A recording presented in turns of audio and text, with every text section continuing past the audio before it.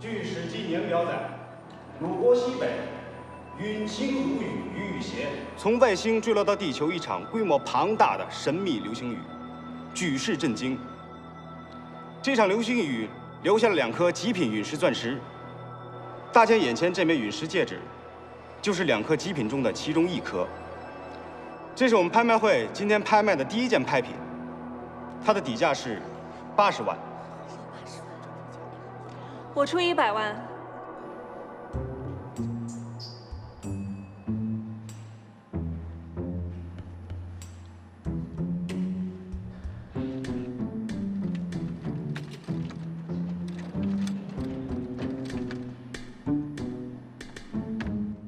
现在加价到180万，180万第一次，181万，200万，现在加价到200万，210万，500万，500万，这下子有好戏看500了。万第一次，500万。就算已经成了，不要冲动。那个戒指是我们池家祖传的，我不可能放弃。510万，510万，600万，600万，居然能来这个价钱，600万，现在加价到600万，这还让人怎么拍呀？600万呀！哎呀，这个价钱真是。张小姐，600万第一次，张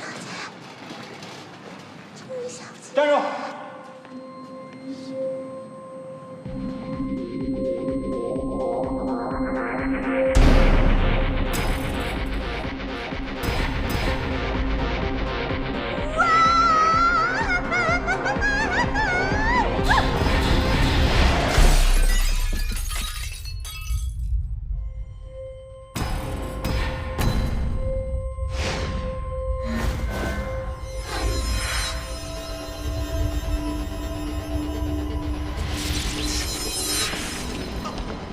哎，石总，石总怎么了？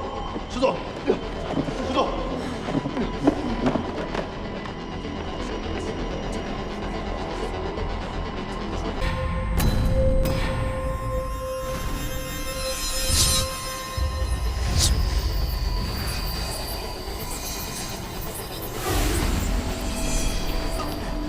哎，石总，石总怎么了？石总，石总。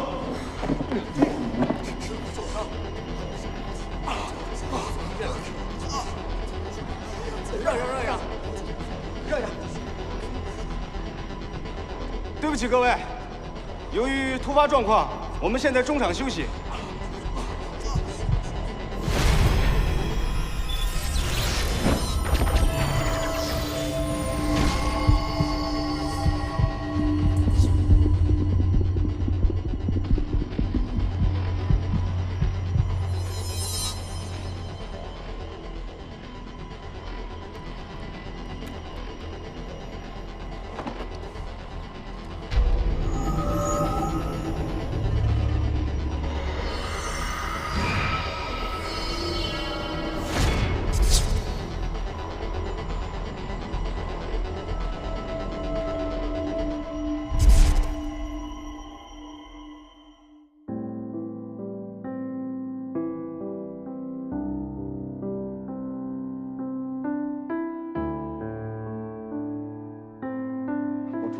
你让开！我现在不喜欢你了，你让开！我要跟你分手，我要跟你分开，你让开！宝珠，宝珠，宝珠，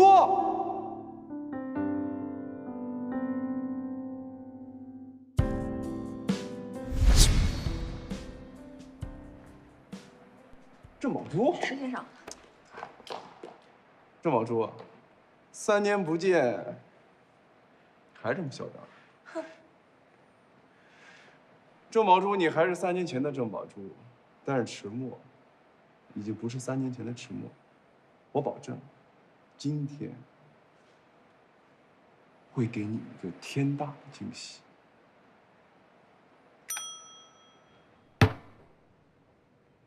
很抱歉让大家久等了。现在我们的拍卖会继续。刚才这枚陨石戒指的拍卖价是600万，现在我们有600万开始起拍。哎，等一下，600万它没有什么挑战性。3000万，3000万起价，好不好？看来这池氏集团的财力怎么样？小觑啊！池氏现在哦，不对，不好意思，刚才我错了啊。3000万也没有什么挑战性啊。5000万。怎么样？5000万第一次，有没有？5000万第二次，还有没有要加的？郑小姐，5000万第三次，没有了吧？成交。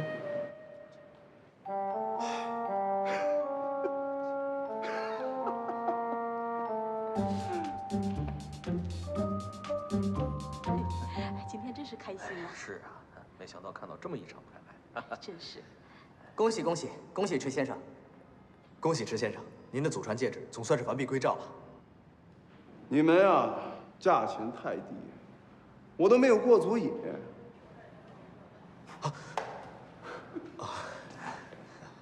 你看这池先生拿到自己祖传戒指，是啊，就这么高兴。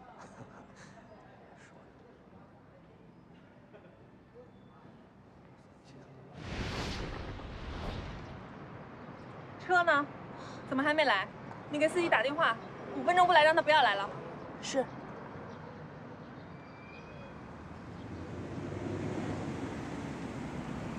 郑大小姐，等车呢？哦，对了，我这儿还有个座位，还可以再坐一个人。小心头。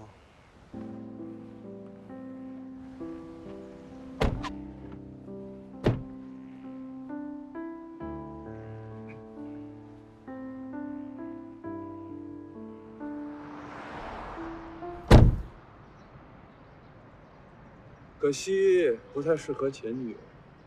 石墨，我已经向你道歉了，你不要太过分。我过分吗？我过分吗？不过分。我来是想请你参加我今天的 party。毕竟这枚戒指对于我们来说，也是有着很深刻的意义的，所以还请郑大小姐能够赏脸。对了，说不定今天我还能给你一个意外的惊喜。走。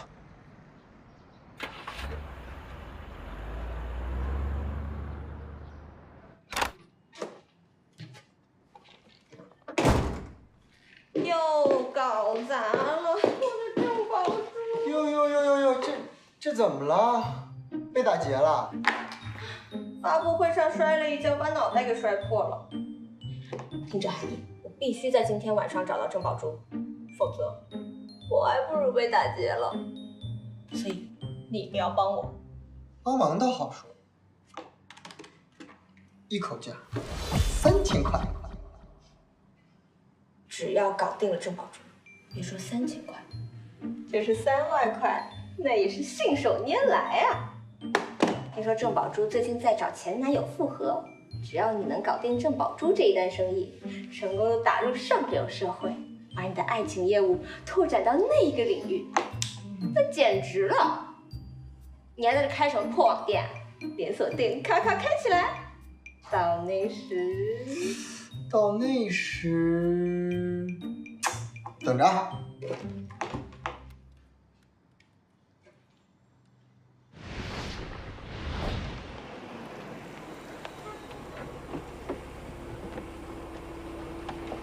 老板，你终于回来了。金秘书池墨的心腹，池氏集团总裁助理。怎么了？这有几份重要的文件需要您签字，而且今天下午约了几个非常重要的客户，您必须得现在过去，要不然就来不及了。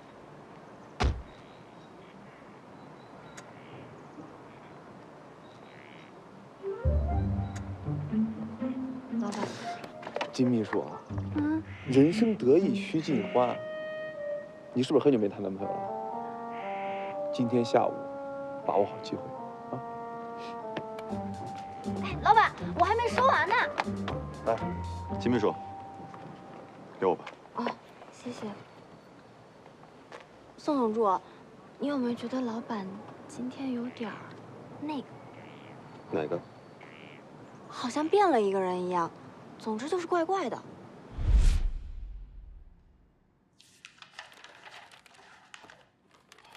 石总，要不别做了，都凌晨了。你什么时候看我拒绝过工作？东西放下，出去。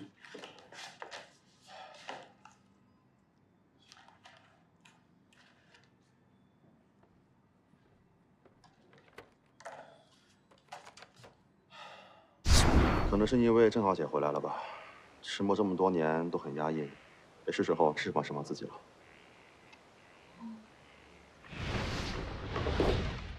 迟默不是今天刚刚拍下了一颗天价陨石钻戒吗？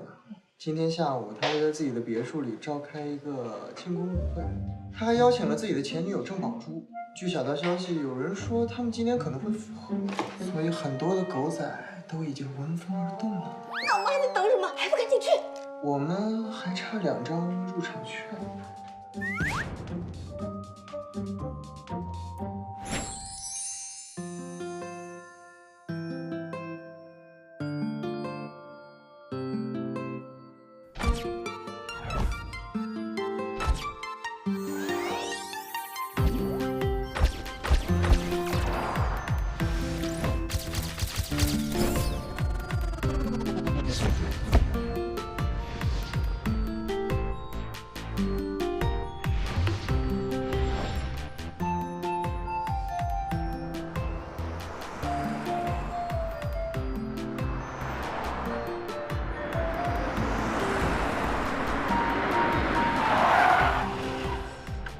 韩毅，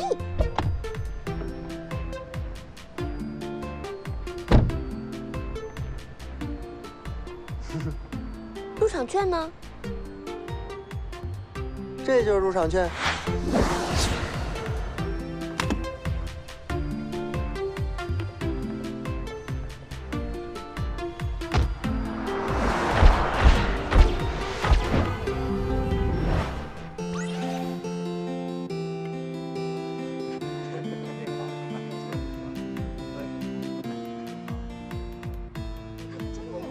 哎呀，韩毅，我们这样真的行吗？万一待会儿被人赶出来，岂不是很没有面子啊？这话说的好像你本来很有面子的。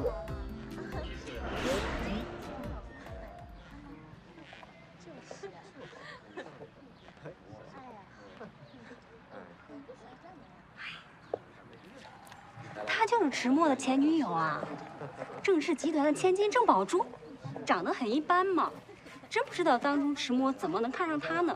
就是，听说当初迟默对他一片痴心，死心塌地的。可惜呀，他见人家家道中落，就一脚把人踹开，现在又主动贴回来，脸皮也是够厚的。还有这人，哎，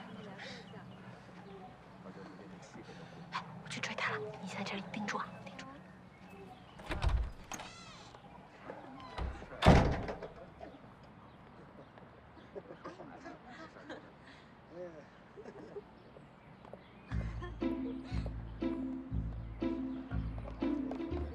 郑小姐，郑小姐，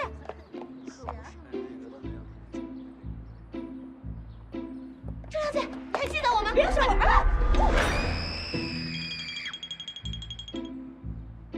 郑小姐，你没事吧？好聪明！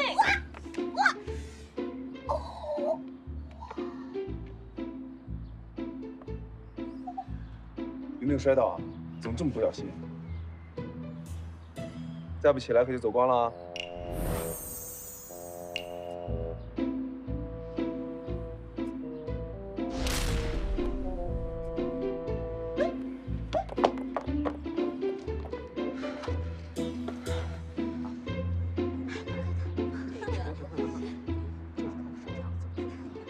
各位，今天我开舞会的目的，主要是为了庆祝我拍回我们迟家的祖传陨石戒指。这枚戒指对于我来说有着深刻的意义，因为它是我跟我前女友的定情信物，也是一段难以忘却的回忆。所以，我一定要拍回这枚陨石戒指，让我的前女友白跑一趟。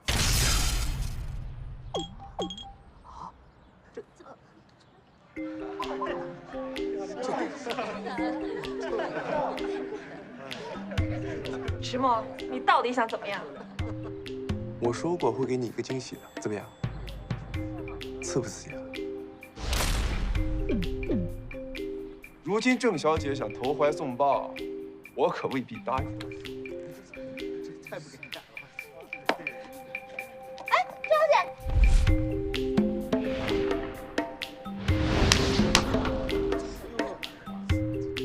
破戒指，还你！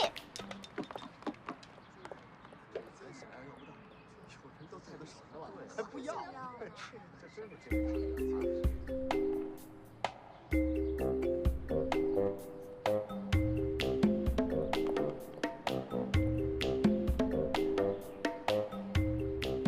你们在干嘛？叫你们来，嗨起来啊！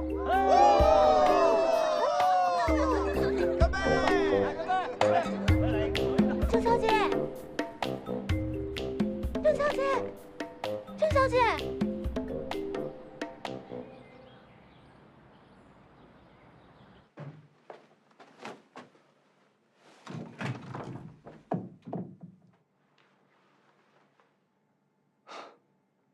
什么品味啊，这是！没救了。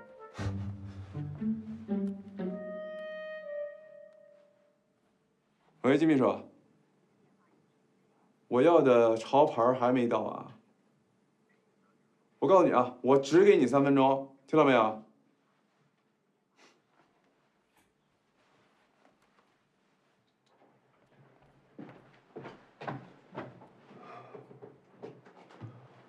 大哥，你发型都这么土啊！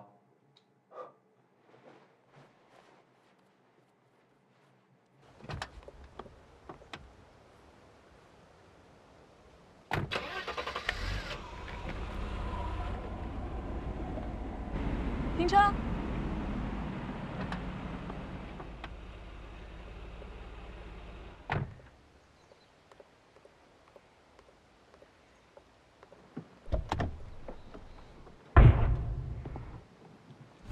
迟墨的妈妈，这估计是世界上唯一镇得住迟墨的人。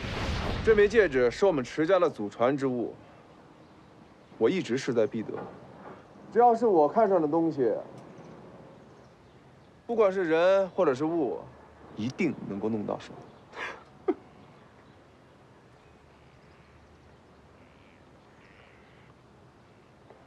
石总，姨妈来了。姨妈？大姨妈，每个月都会来啊。有什么大惊小怪的？你姨妈？我妈？总之，她不太喜欢这些东西，我觉得咱们还是收拾一下吧。哎，不是，收拾？你让我怎么收拾啊？我最害怕老太太唠叨了。表哥，这个交给你，你来帮我处理。对，我先撤。拜拜。哎，等一下。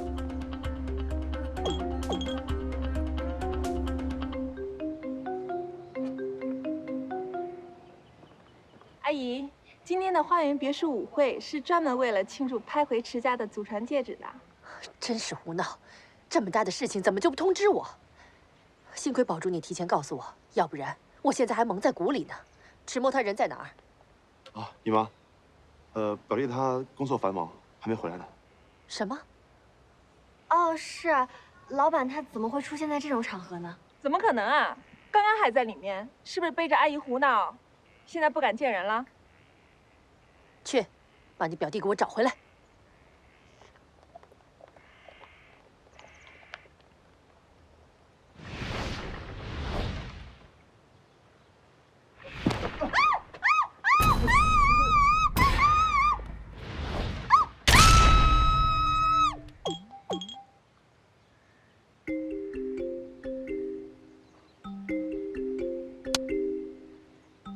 迟墨，你个坏蛋，你死变态！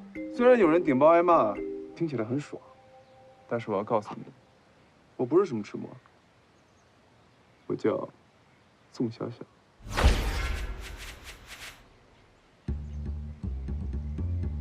宋小小。对，记住这个名字，宋小小。这不是我书里的男神吗？你说你叫宋小小，但是你怎么跟迟墨长得那么像啊？我可没听说过迟氏集团的总裁还有什么孪生兄弟。让开！哎，天气这么热，干嘛这么暴躁啊？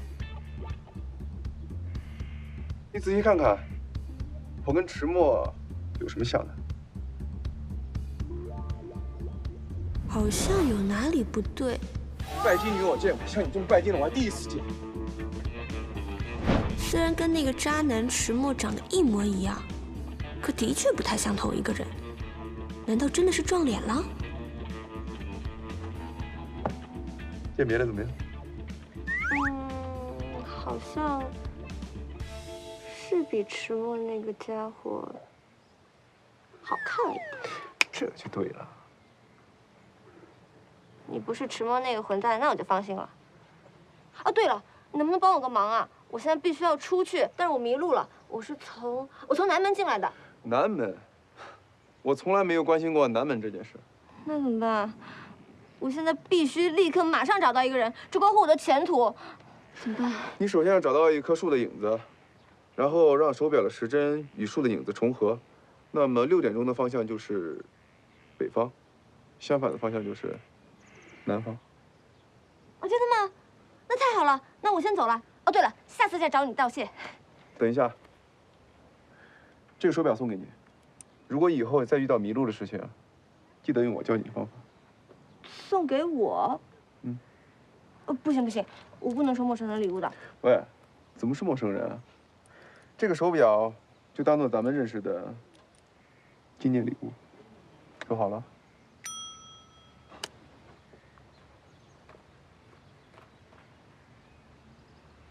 纪念礼物，定情信物。我好像做了一场梦，我上本小说里的男神就叫宋小小啊，莫非这就是流星石头带给我命中注定的缘分？这是我工作的地方，美克拉美钻石公司。这些都是我的同事，也许很快就要变成前同事。没错，他们就是我那本小说《我叫好聪明》里的原型，美玲，一个以减肥为终身事业的胖女孩。即使每天都有着惊人的嘴部运动量，她的体重还是从100斤减到了120斤，又从120斤减到了180斤。赵西川，一个没有女孩眷顾的大龄单身男青年，最常说的一句话就是：“其实他们都暗恋我，我觉得那个女孩喜欢我。你不懂，我能读懂她的背影。”进来。都是我们的错呀，对不住对不住。哎呀，你跟郑总好好说一说嘛。哎呀，就他让我让他滚蛋。段奕斌，长相着急的坑爹大叔。据说他15岁的时候就长得像40岁，20岁时还是长得像40岁，现在到了30岁还是40岁的样子。或许他到40岁的时候就能赶上正常人的水平。因为着急，所以在意。段大叔平生精力都花在对个人形象的打理上，年轻没年轻倒是没看出什么效果来，但性取向是越来越让人摸不着头脑了。好聪明！到。刚才郑宝珠助理给我打电话，搞砸了一切，还有脸回来？经理，我告诉你，你完了！这3个月来，你给我惹了多少麻烦？今天我必须把你瘟神送走！我要再让你回来，我他妈就是条狗！喂，哎，郑总，好的，我马上过去，我马上过去。我现在就去跟总经理请罪，在我回来之前，离人东西滚蛋！不想再见到你。毕业2年来，我应聘过各行各业共计无数份工作，美克拉美的珠宝设计师是我唯一干满了3个月的工作。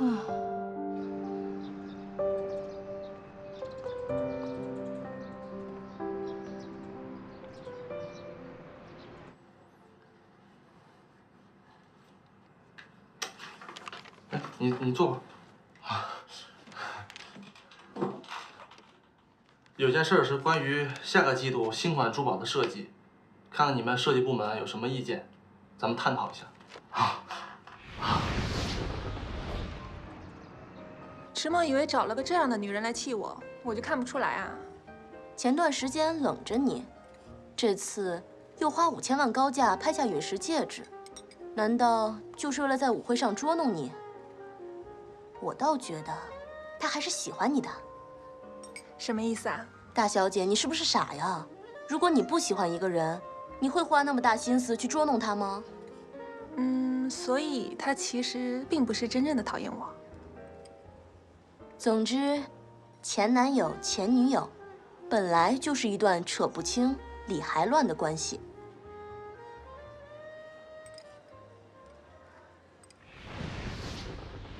2000多年前的古老陨石钻戒重现拍卖会，并以5000万天价被陨石戒指的原主池氏集团拍回。据了解，这颗陨石钻戒之所以拍出如此高价，是因为竞拍当天，郑氏集团和池氏集团之间的恶性竞价。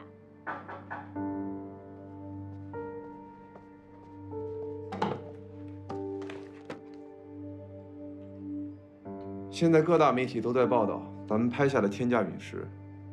关于这颗陨石戒指，宋总助当时你也在场吧？我想你给我解释一下，这究竟是怎么回事？具体来说，我也不太清楚。可是这枚戒指确实是池总您亲自拍下的，没错。池总，您还记不记得当时的情景？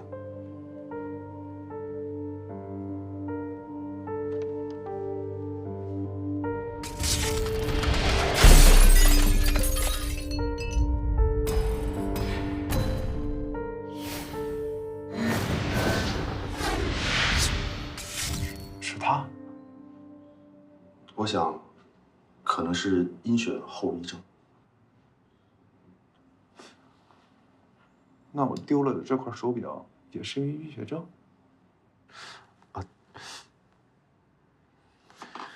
宋总助，还有事吗？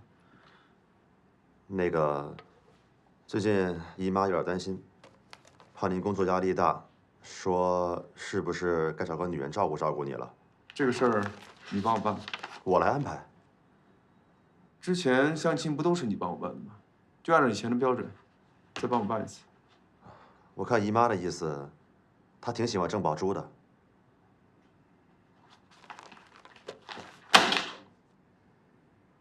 你知道的，我谁都可以娶，唯独不可以娶郑宝珠。没事，你出去。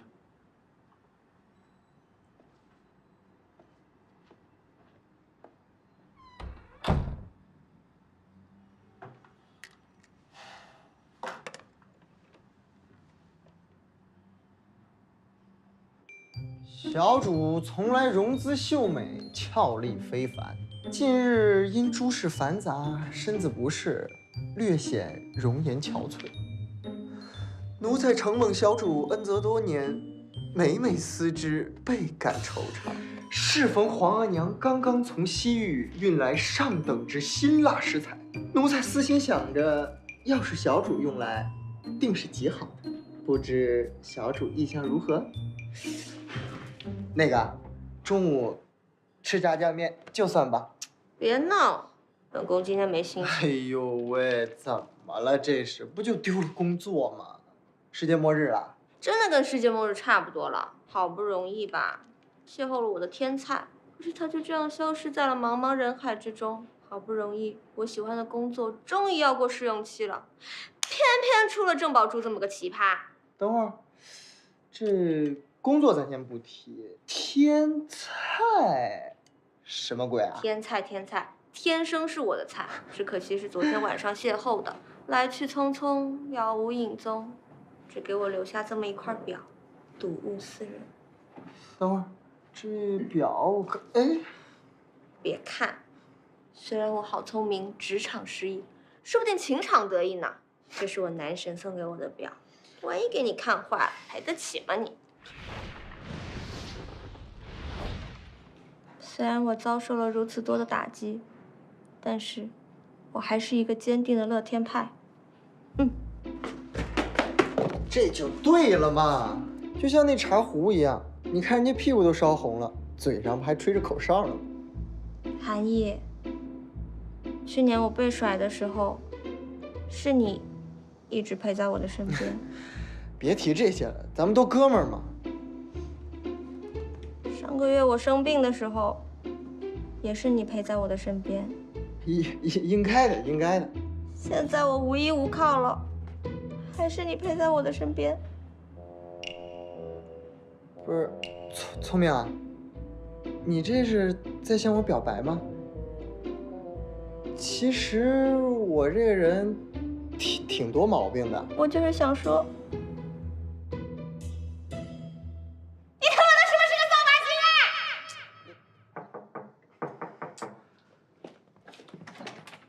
聪明聪明，小聪明，恭喜你啦！恭喜我什么？我都已经要辞职了。从今天开始，你已经通过了我们美克拉美的试用期，现在你将光荣地成为我们当中的一员。鼓掌！但是我没明白，我怎么就过了试用期啊？我不是已经搞砸了一切，而且到了无可挽回的地步吗？这你就不知道了吧？刚才我看了一下，设计的东西啊，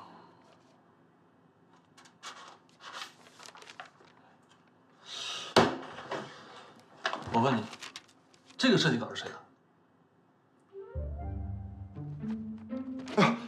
郑总，都是我的错，我就不该给他招进来，都是我的错。那确实是你的错。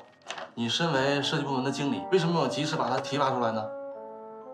这是我见过的今年最具浪漫情怀的设计，他很有自己的想法。你把他叫来，我当面跟他亲自谈一下。啊！我要再让你回来，我他妈就是条狗！怎么了？我立刻就把他给叫回来，我立刻就去。啊，原来是这样啊！那经理现在在哪里呀？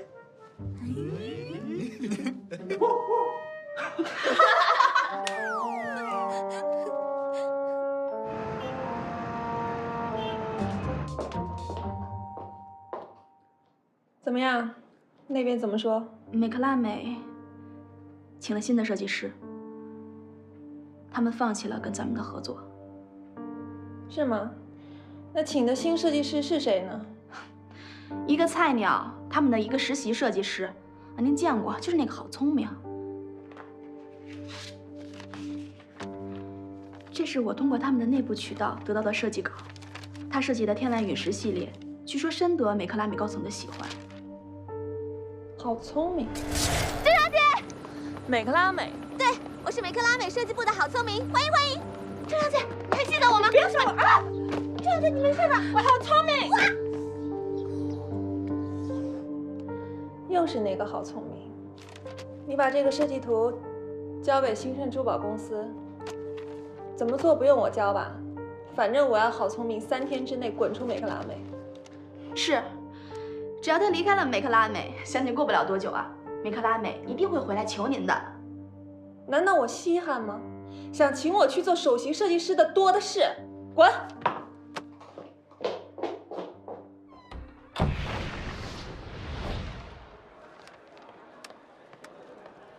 喂，美玲，聪明啊，大事不好了！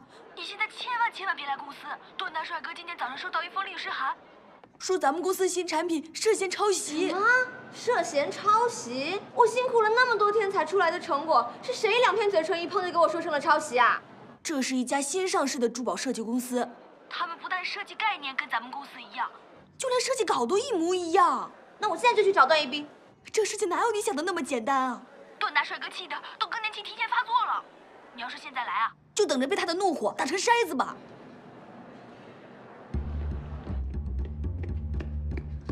经理，性质好聪明。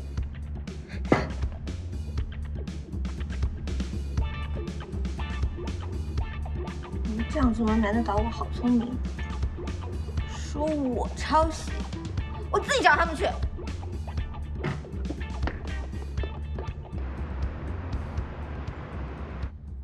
聪明，新盛公司幕后的大老板就在这个会所，30岁上下，身高1.8米左右，线条很好。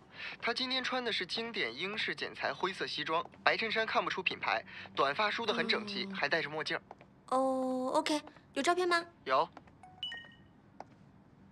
好像有点眼熟。哎，等等。总之，人已经帮你找到了，你好自为之吧。好吧。哎，小姐您好，请问您预约了吗？我找人。我们这是私人会所，只对会员开放，而且呢，今天有客人包场，实在抱歉。哦。哎，你们那儿是不是有一个招聘启事？我记得。我是来应聘的。应聘？你？怎么不是应聘吗？你有相关的经历吗？我啊，毕业之后因为帮朋友的忙，在涉外酒店做过服务员，接受过茶道培训。之后因为兴趣在咖啡厅做过调酒师，再之后在创意咖啡厅做过经理助理，行吗？听起来倒是符合我们的要求。这样吧，你去填一张入职的申请表，好吧？好。好，跟我来。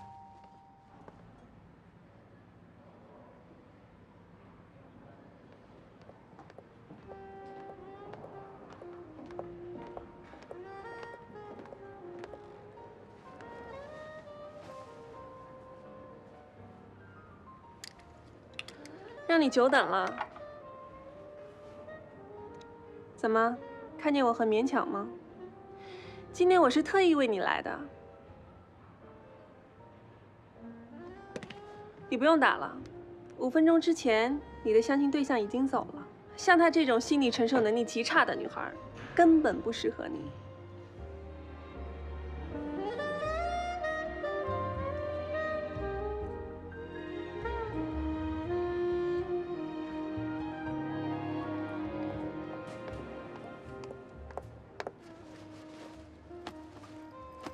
你是？我是迟墨的女朋友。女朋友？据我所知，迟墨似乎并没有女朋友。那你总该听说多年前唯一的一个前女友吧？那又怎样？前任和现任能相提并论吗？这么说，你是想自不量力的跟我竞争喽？自不量力？虽然我不知道你的家世，我自我介绍一下吧。我叫郑宝珠，郑氏集团的未来接班人。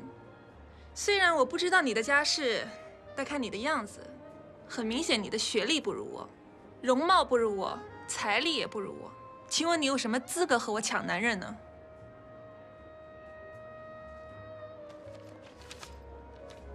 离开他，100万就是你的了。有钱了不起啊！200万。200万够吗？像你这种样子，200万应该不是个小数目吧？我想告诉你的是，别妄想高攀迟氏，这个世界上有钱人才能终成眷属的。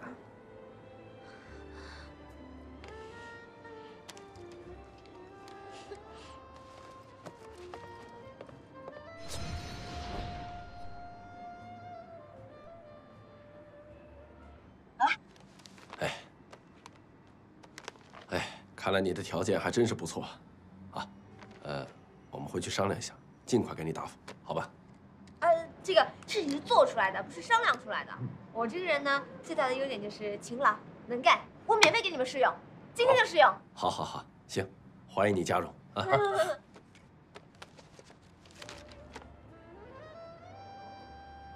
迟墨，我们和好吧，我知道你还是爱我的。郑小姐。我们今天不适合谈恋爱。迟墨，迟墨，你站住！我只想问你，你为什么不接受我？你是不是有喜欢的人了？我知道你没有，我调查过你。自从我们分手之后，你根本没有找过新的女朋友。你还是爱我的，你为什么就不肯原谅我呢？迟墨啊！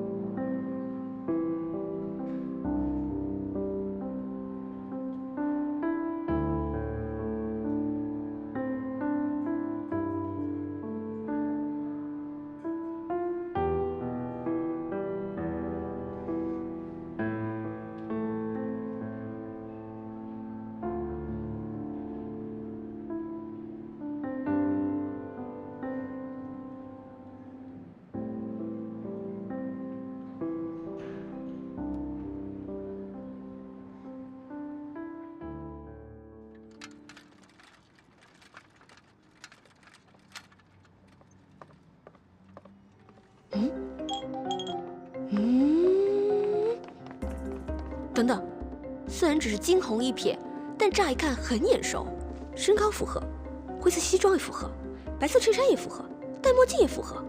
难道他就是我千辛万苦要找的人？没想到我好聪明，运气这么好，就是他了。哎，越看越觉得这个人好眼熟啊。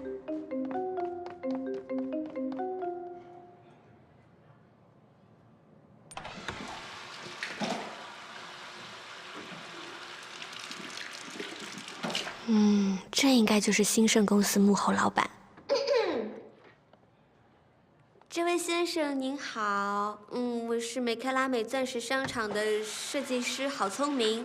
啊，你放心，我是绝对没有恶意的，我只是……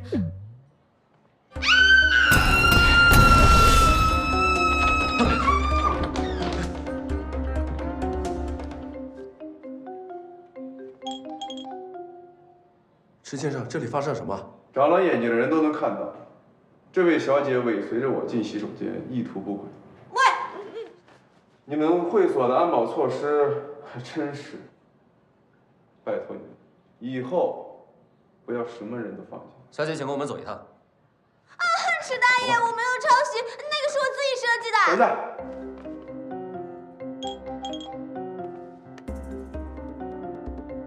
原来是你。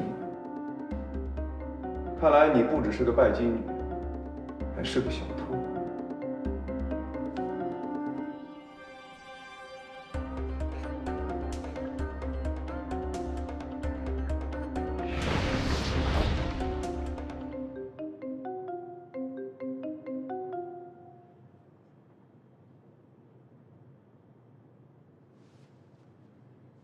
对不起，池先生，都是我的疏忽。这件事儿我们一定严肃处理。人穷不怕，怕的是穷人没有骨气，没有原则。我再说一遍，我不是小偷。你给我解释一下，这块表你是怎么拿到的？这块表是我男神送给我的。那么，请郝小姐打电话给那位男神，请他过来，证明你是清白的。啊，糟了！那天下午光顾着花痴，怎么就没有想到留个联系方式呢？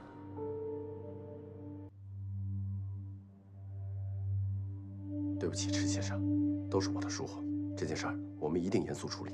人穷不怕，怕的是穷人没有骨气，没有原则。我再说一遍，我不是小偷。你给我解释一下，这块表你是怎么拿到的？这块表是我男神送给我的。那么，请郝小姐打电话给那位男神，请他过来，证明你是清白的。啊，糟了！那天下午光顾着花痴，怎么就没有想到留个联系方式呢？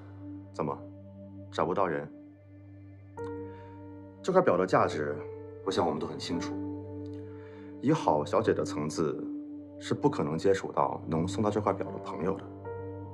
那么，除了是你偷的以外，我实在想不出来这块表是怎么到你手里的。什么叫做以我这样的层次？你们有钱就可以随便污蔑人吗？就可以随便践踏别人的自尊吗？这块表就是我男神送给我的。这些话你还是跟警察去说吧。郝小姐，其实我们挺有缘分的。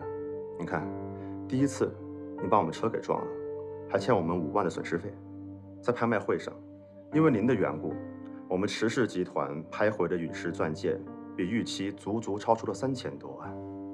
现在这块手表其实也不贵，30来万而已。那么您算一算，前前后后您欠了我们多少钱？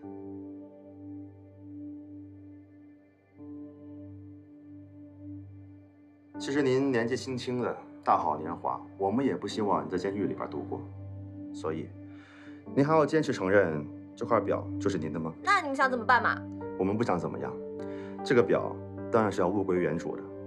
还有，就是麻烦郝小姐帮我们签一个欠条。放开我！我还有话没说完呢！池墨，你大爷的！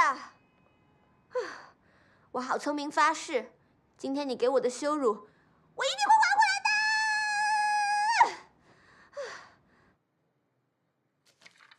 把它收好。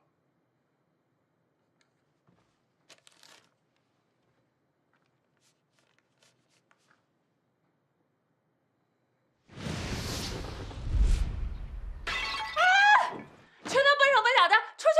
是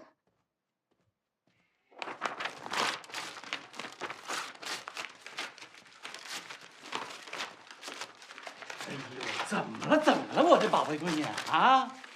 当初是你啊，说你不喜欢他，跟他分手的。不是，现在何必又发这么大脾气？这是。当初还不是因为你，不用你管。不是。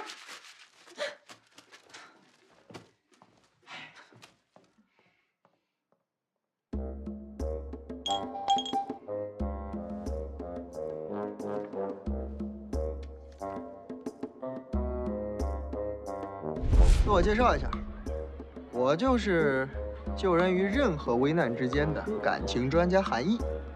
你们有任何的关于感情的困惑，都可以找我。啊，我相信每一个女人身边都需要这么一个感情专家。这是我的名片，上面有二维码，你们可以扫一下。哎，美女，你也扫一下呗。没时间拿张名片吧。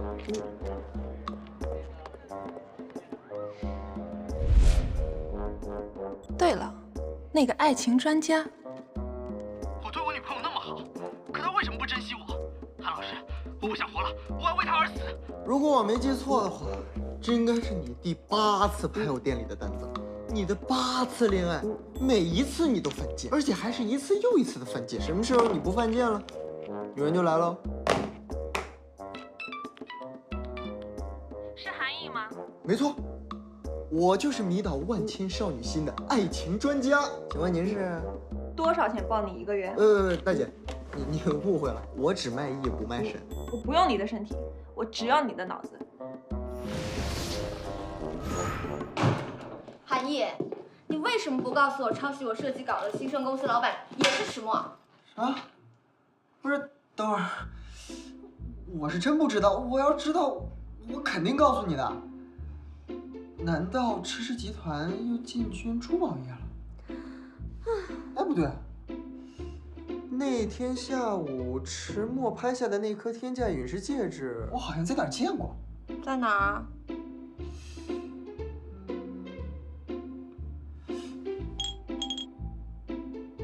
你给我看看。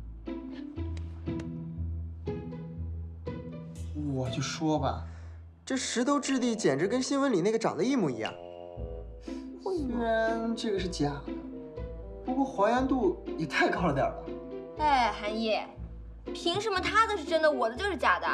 我告诉你，这个是我看流星雨的时候亲手捡的流星石头，我自己做的戒托，好不好？啊，好，好，好。你让我再仔细看看啊。看就看，随便看，反正我连北漂都快当不下去。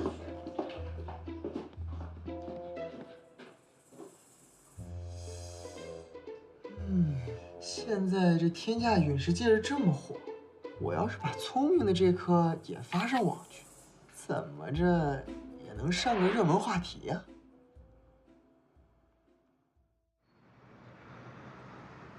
29日，迟氏集团总裁迟墨以5000万的天价拍下一颗极品陨石钻戒。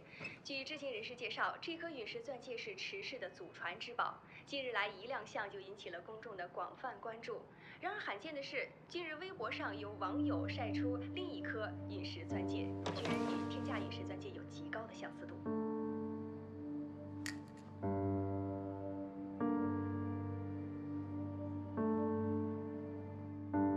爆了！爆了！啊！美克拉美新人设计师出恶意抄袭事件了。哇，是我们新盛公司。咱们新盛这一次可出名了。哼，因为抄袭事件出名，这可不是什么光彩的事儿。说起这个郑总监，他是咱们集团老板的前任，那他怎么还来我们这个小小的分公司呢？谁知道呢？郑小姐，请。大家安静一下啊！从今天开始，郑宝珠小姐就是我们新盛珠宝公司的设计总监了，大家热烈欢迎。郑小姐，因为最近抄袭事件对我们公司造成了很大的影响，您给大家讲2句，鼓个劲儿。啊，我没什么好说的。我们郑小姐做事一向雷厉风行，放心，这件事郑小姐一定会给总经理一个满意的处理方案。好，大家继续工作。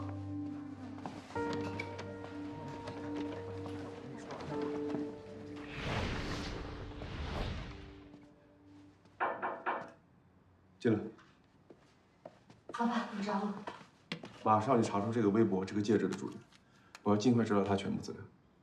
好的，老板。去吧。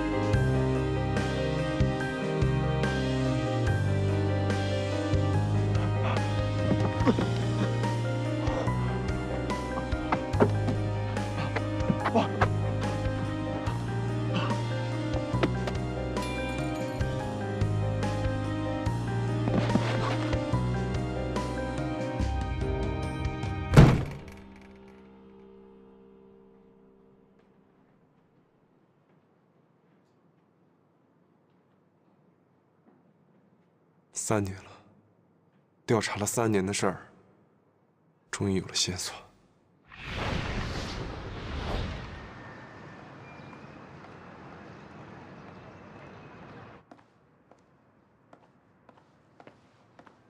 老板，来盒烟。什么烟？随便。29日，池氏集团总裁池墨以5000万的天价拍下一颗极品陨石钻戒。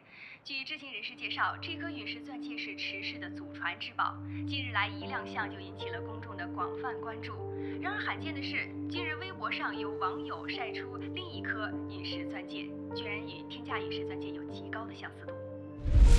大哥，这怎么办？那个，现在这里出人命了，有很严重的车祸，我们在高速公路上，您快点来呀！大哥，咱那目标不就是那包吗？我直接过去把它抢了，咱们就跑，不就完了吗？你傻呀？没看见那有警察吗？我们这里一起在外面看流星雨来着，然后我走。先生，你烟还要不要？哦。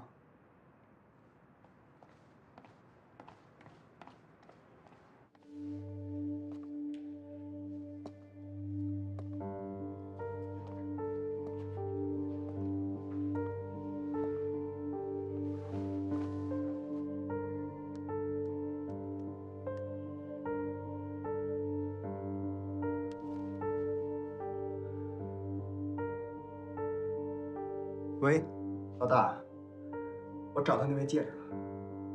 什么戒指？什么戒指？老大，你记得3年前那场车祸老鬼手上的那枚陨石戒指吗？我终于找到它了。3年了，它终于浮出水面了。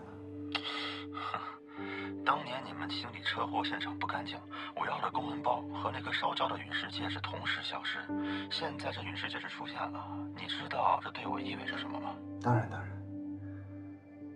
那个拿着陨石戒指的人，很可能就是那个拿着公文包的人。老大，你放心，我会不惜一切代价找到他。 3年前，他随大学的天文社团一起到郊外去看流星雨，回来的时候的确路过当年的车祸现场。据说那枚戒指也是在当时找到的。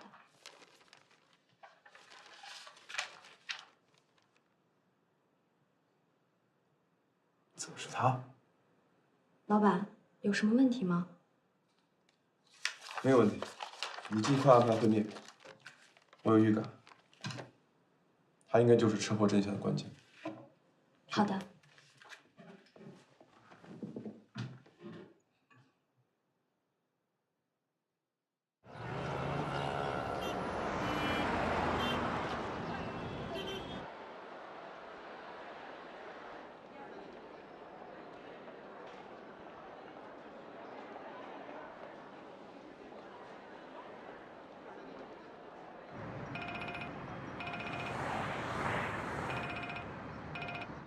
喂。好的。老板，人找到了。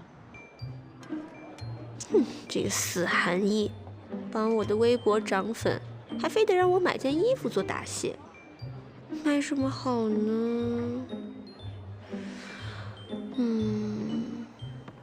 哎，这件，哎，这个应该挺便宜吧？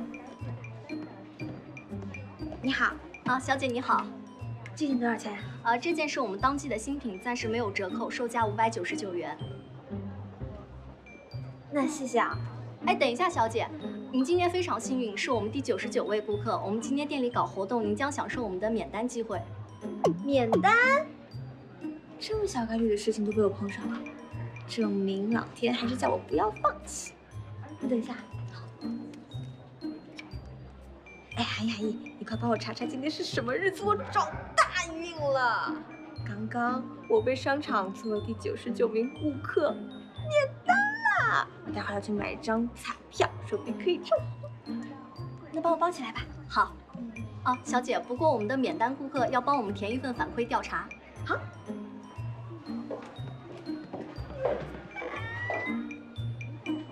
小姐，麻烦你了。这么厚，都是问卷调查。为了给顾客最好的服务，我们将加倍注重服务的细节，请小姐您务必认真填写这50页问卷调查。50页。好。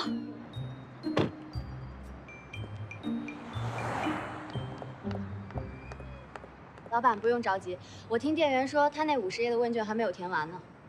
为了区区500块钱，竟然把自己1下午的时间浪费在那里。这个拜金女拜起金来，真是挺多。走。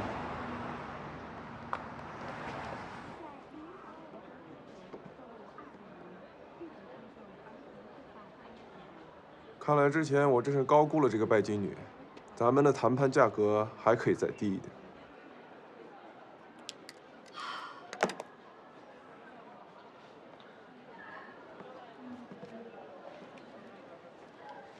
好小姐，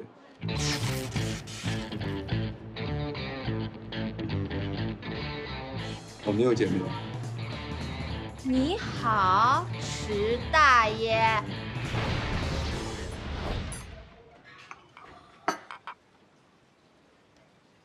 好小姐，你想洗刷自己抄袭的罪名吗？那还用说？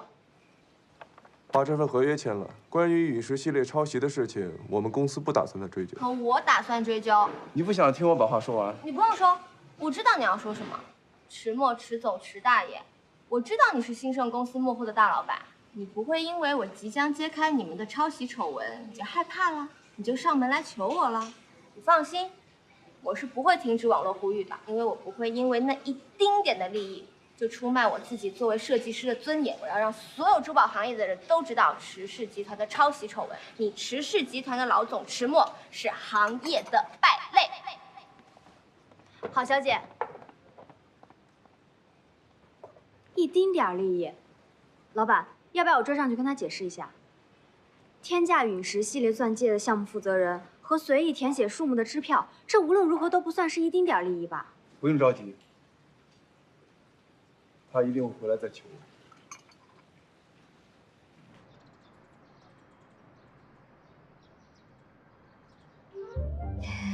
你是怎么想到热搜这一招的？经理，你也觉得这一招特别机智，对不对？我的微博访问量达到了1000万人次，我的新增粉丝多了10几万人。陨石系列抄袭事件得到了足够的关注，相信过不了多久，我的冤情就可以被洗刷。到时候，哎，你这是 too young too simple 啊！什么意思啊？好聪明，用你猪脑子给我想一想，你手里的证据能证明什么呀？既不能证明这设计稿是你设计的，也不能排除这设计稿是你偷来的，更不能排除的是，你利欲熏心，一稿两卖。要证明自己的清白，你路还远呢。那，经理，你这样做唯一的后果就是激怒郑宝珠，在开新闻发布会的时候，他摆明了说你抄。你想啊，你一行业菜鸟，他一行业伪军人，你说大家信谁？到时候别说美克拉美，整个珠宝行业都封杀了你。给你钱吧。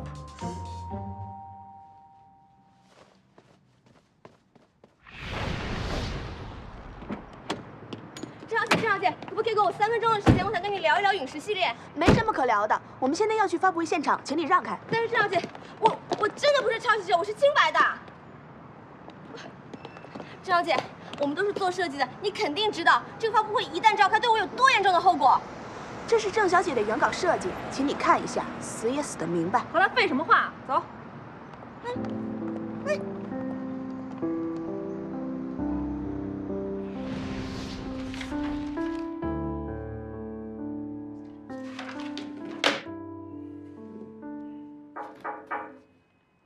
进来。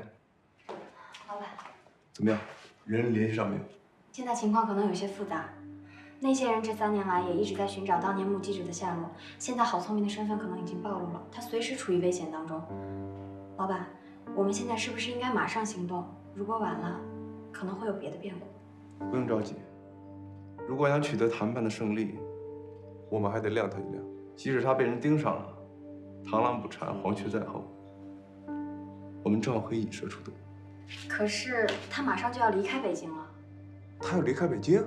是，郑小姐的发布会一开，他留在北京也没有意义了。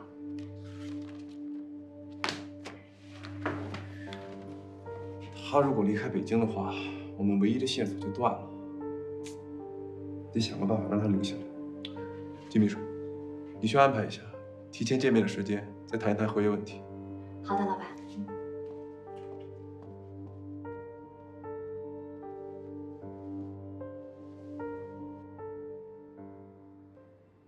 郑小姐，这件事其实是咱们冤枉了那位没看来面的郝小姐。原来她跟池先生之间真的没什么关系。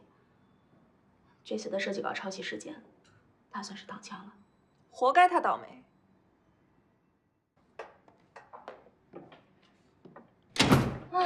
想不到我好聪明，在北京奋斗了这么久，最后还是要落得个声名狼藉、滚回老家的下场。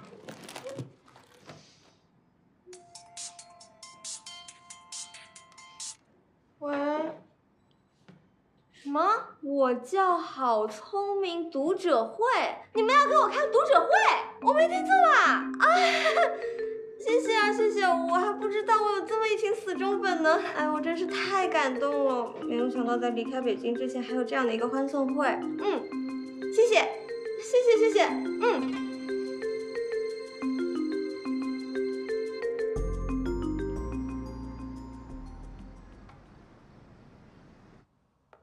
老板，这是今天晚上读者见面会的地址和入场券。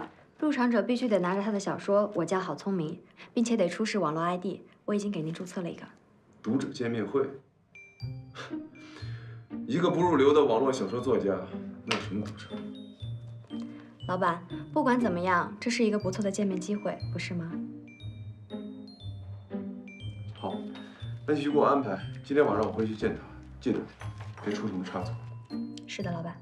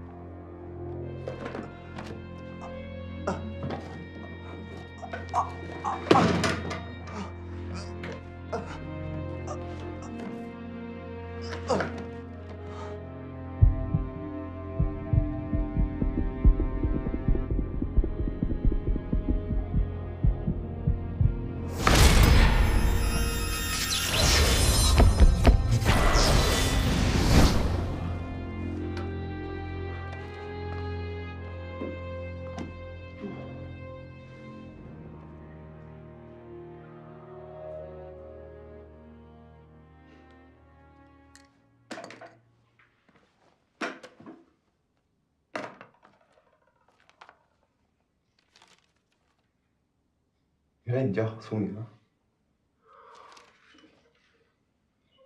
读者见面会。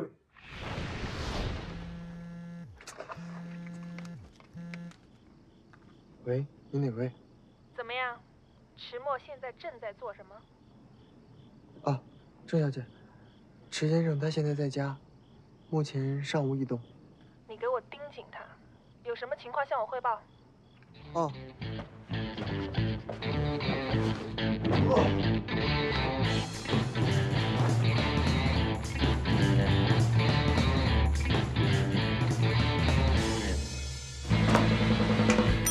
池墨有情况。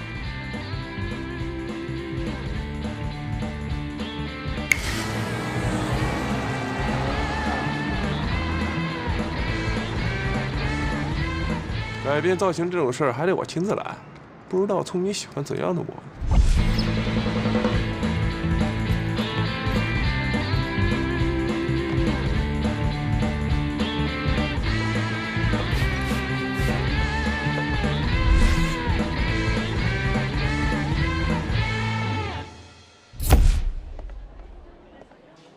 迟墨，迟氏集团老板，画风不对啊。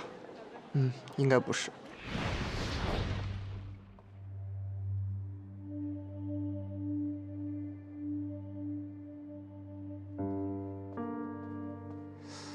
迟氏集团的老板。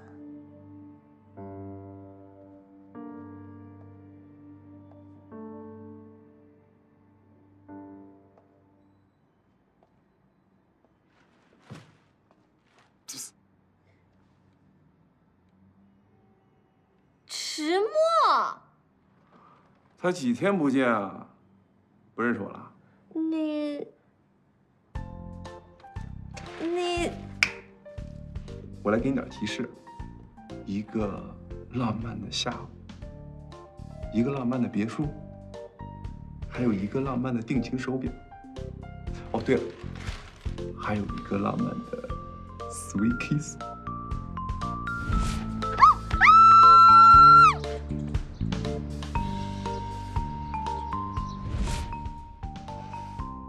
你是我的天才，你是宋小小，我们又见面了。可是宋小小，你为什么会在这里啊？我为什么不能来这儿啊？我是来参加你的读者会的。我可是你的粉丝哟。谢谢。想不到你也是我的读者啊，真是太有缘分了。缘分真的是太重要了。我叫宋小小，你书里一直在追寻的人也叫宋小小。命中注定，我就是你一直追寻的人。命中注定要追寻的那个人，该不会给我发短信的也是他吧？一直暗恋着我，关注我的一举一动。想不到我还有这么一个死忠粉呐！不过，好像也是今晚唯一的一个死忠粉了。哎，聪明，死忠粉不在多，有一个就够了。而且，我会永远做你的读者。这算表白吗？作为一个设计师，我简直是失败透顶，工作没了，名声也坏了。作为一个作家，你说我的读者粉丝会竟然只有一个粉丝，为什么我所有的愿望都不能实现啊？哎，聪明啊！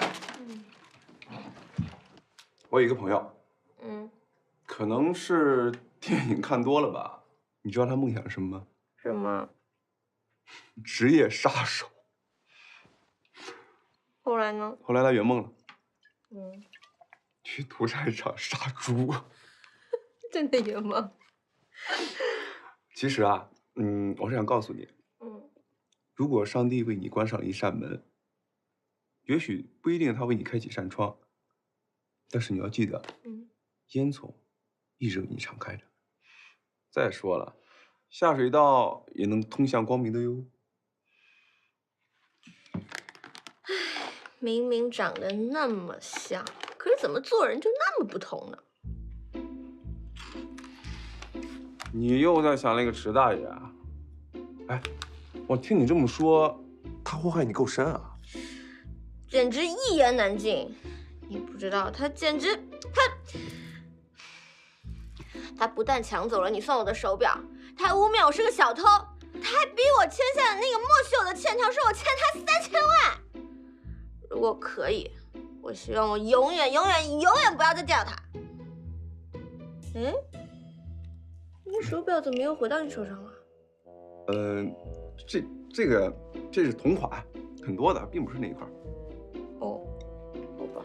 来，我们喝一杯，干杯！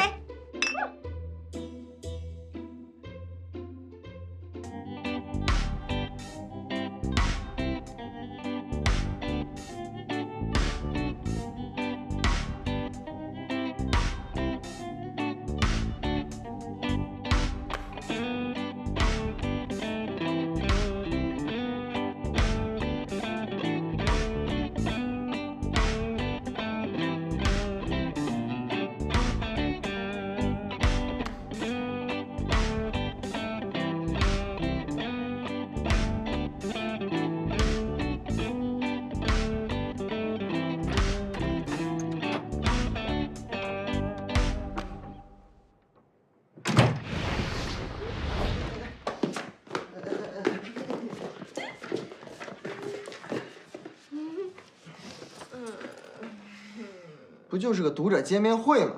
喝那么多？酒逢知己千杯少。我碰到我的知己了，婵姨，你知道吗？原来给我开读者会的是小小。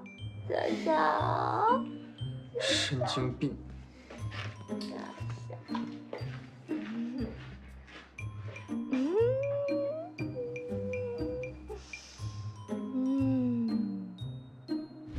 哎，聪明，死忠粉不在多，有一个就够了。而且，我会永远做你的读者。糟了，我刚刚一兴奋，又忘记问他问电话号了。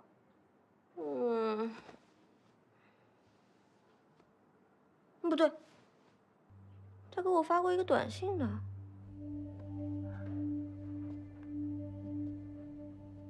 喂，老大，这事儿不太好办呐。没用的东西，不是保证一定能搞定吗？费尽了心机弄了一个读者会，倒是让其他人捷足先登。如果让石墨写什么疑心，我让你吃不了兜着走。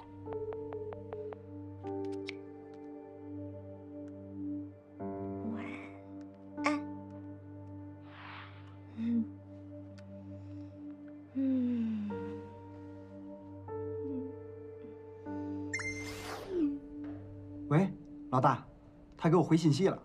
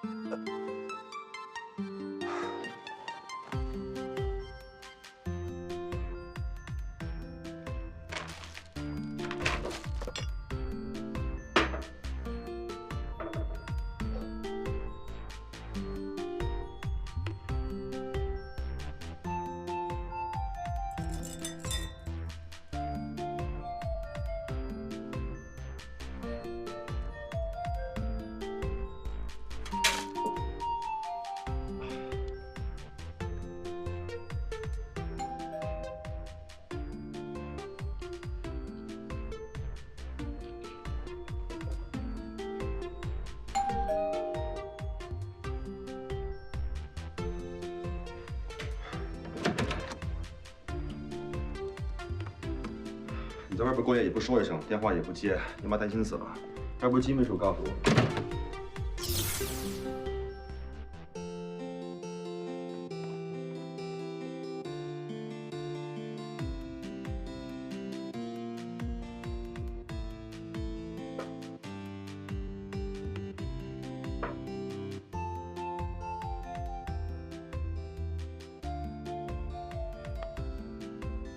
他不是只喝纯净水吗？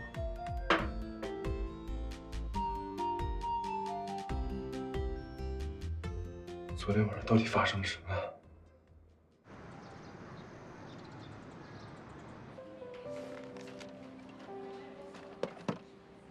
聪明啊，你真的要走了？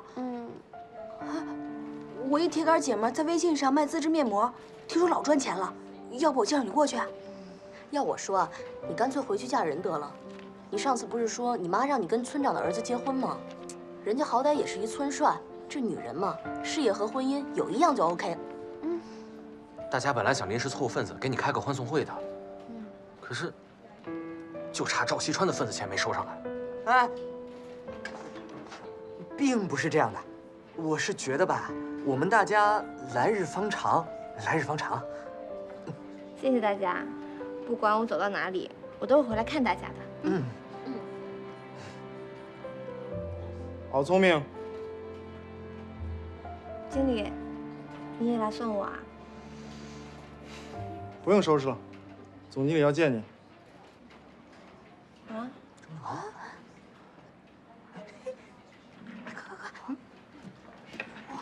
是的，不用走了吧？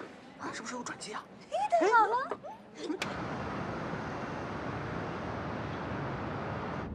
表弟啊，你没事吧？你最近气色不太好，要不要去医院看一下？宋董柱，注意你对我的称呼。我没什么事儿，可能是因为最近太累了。是。其实偶尔放松一下自己挺好的。自从3年前你跟郑小姐分手，有那么一段时间，你酒色不进，都快成和尚了。其实我的意思是说吧，偶尔的接触一下女人也无可厚非，但是一定要注意安全，注意身体。你想太多了。现在持事和查出杀害我父亲的真凶才是我唯一目标。陪女人玩游戏什么的，我可没时间，懂吗？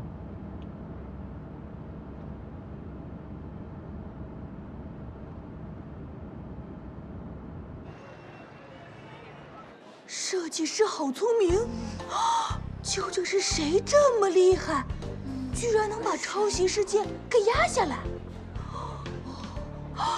聪明啊，那你工作岂不是保住了啊？相信不久以后啊，你的冤屈就会洗清了。不行，我一定给你好好庆祝一番。哎，各位，听我说，今天晚上我们大家一起给郝聪明庆祝一下，好不好？谢谢大家，今天晚上我请大家吃饭。干杯！谢谢大家，谢谢大家，我的工作终于算是保住了。这真是太好了！吃起来，不要客气啊。哎，看，豪车！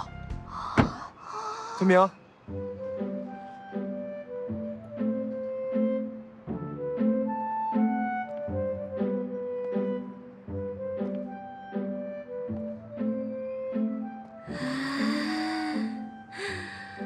我理想中的告白方式就是一个自带 BGM 的男人，顶着不逊任何一个韩流欧巴的爆表颜值，一把含着抱住我，低头深情地看向我。喂，好笨蛋，你上次给我的门牌号码是错的。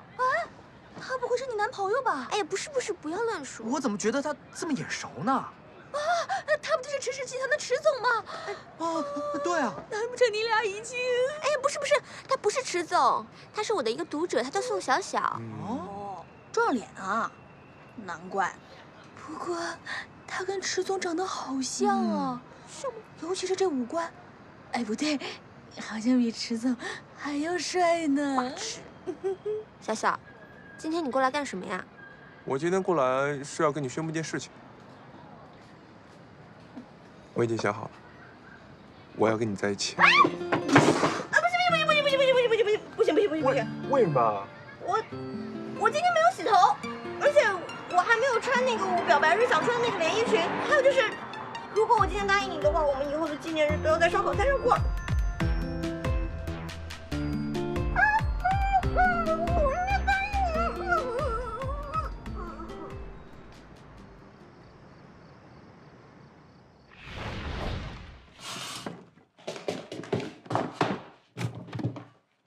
我告诉你一个好消息，今天宋小小的小表白了，他问我要不要做他的女朋友。你说我是答应你，还是答应你？你跟这宋小小才见过几次，这就男女朋友了？你就不许我们是一见钟情啊？不是，我问你，这宋小小哪儿人？什么职业？月薪多少？在北京有没有房？有没有车？你这人怎么那么俗气啊？我光顾着谈恋爱，哪有空管那么多？据说你对他一无所知喽？有什么问题？当然有问题。像你这种智商，还去跟别人谈恋爱？那我就问问他呗，有什么了不起？而且今天宋小小给我留了一个他的电话号码，我现在就打电话问。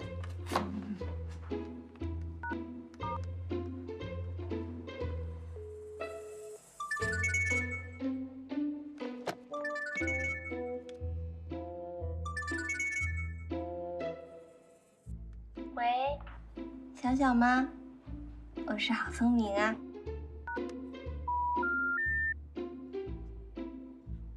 那个心机女，我什么时候存了她的电话号码？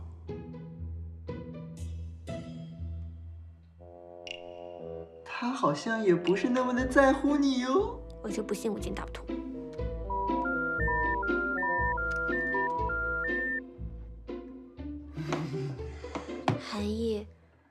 他好像把我拉黑了。我就说吧，这追你这个人还挺诡异的。我觉得你应该再考虑考虑，要不要跟他在一起。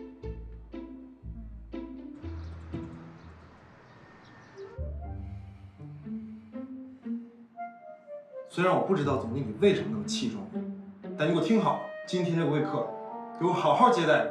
他的决定将决定你能不能留在公司。是，我一定戴罪立功，保证完成任务。